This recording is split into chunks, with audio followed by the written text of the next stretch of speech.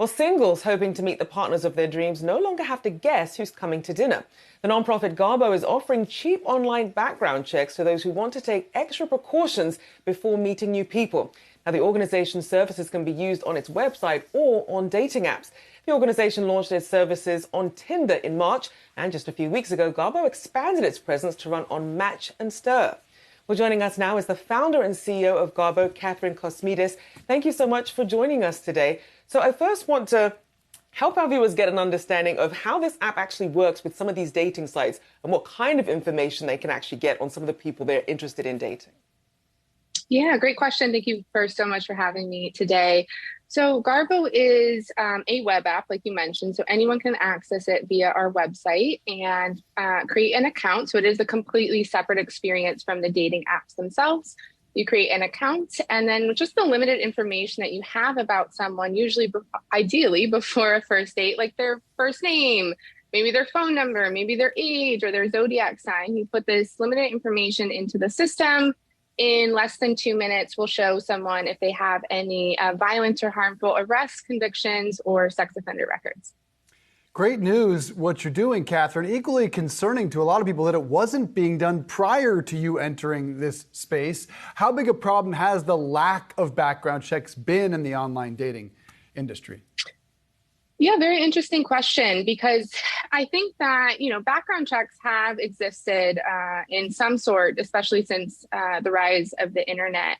I just don't think that they were a good solution for dating apps. And that's what they've expressed to us, is because they often will provide really invasive access to personal identifying information, like someone's home address, email address, or phone numbers. And that can be really dangerous, especially if that person is in a vulnerable situation. So we don't provide access to any of that. We really just focus on that reporting of violent and harmful behavior.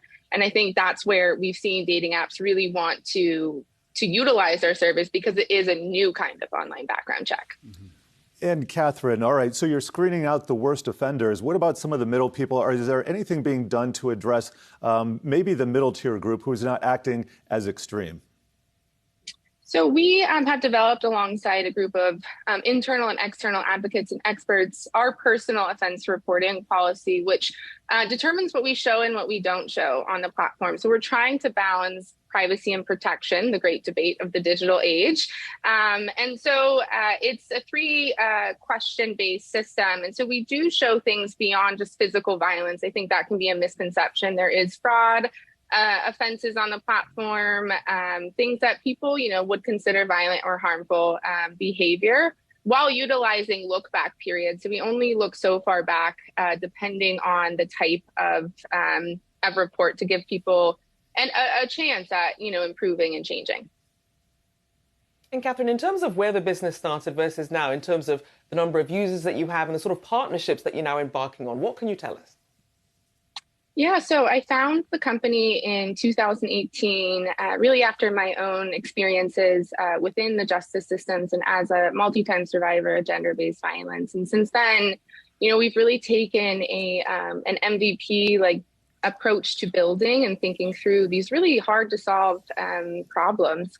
And so we are partnered with Match Group and are on Tinder, Match and Stir, as you mentioned. We also have a partnership with the Roommates app, Roomie, and are rapidly growing to help, reach the most vulnerable communities. And that includes our partnerships with nonprofit organizations like the National Domestic Violence Hotline, where within Garbo, actually, you can talk to an advocate directly without ever having to leave the platform, and also providing free search credits in those partnerships as well.